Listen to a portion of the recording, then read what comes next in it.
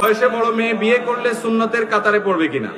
কোন ছেলে যদি কোন মেয়েকে বিয়ে করে, সে মেয়ের বয়সটা নিজের চাইতে বয়সে বেশি এরকম, অথবা যদি কোনো মেয়ে বিধবা হয় তাকে বিয়ে করে, তালাক প্রাপ্তা কিন্তু ভালো মানুষ, তার কোনো দোষ নাই, জামাই হয়তো স্বামী হয়তো জালেম ছিল, তাহলে এরকম মেয়েকে বিয়ে করলে অনেক বড় সওয়াব হবে। আমাদের সমাজের কিছু অনাচার আছে। একটা বড় অনাচার হলো, কোন মেয়ে তালাক প্রাপ্তা হলে, বিধবা হলে, যুবক বিয়ে করতে চাইলেও যুবকের মা বাপ বিয়ে করাইতে রাজি না। সমাজের মানুষ সেটাকে খারাপ মনে করে, আছে না নাই?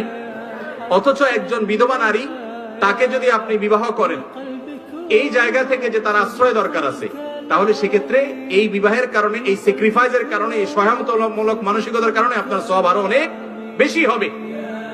নারীবাদী যারা নিজেদেরকে নারীবাদী বলে দাবি করে, তাদেরকে দেখবেন এরা আসলে নারীবাদী না, এরা হলো শুধু তরুণীদের জন্য, বয়সে কম সুন্দরী মেয়েদের জন্য তাদের সমস্ত আয়োজন।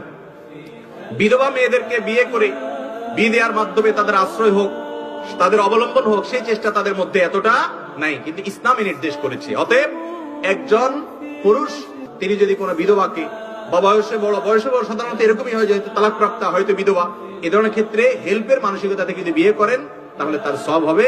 এবং এর ফলে তিনি যে নবী করিম সাল্লাল্লাহু আলাইহি ওয়াসাল্লাম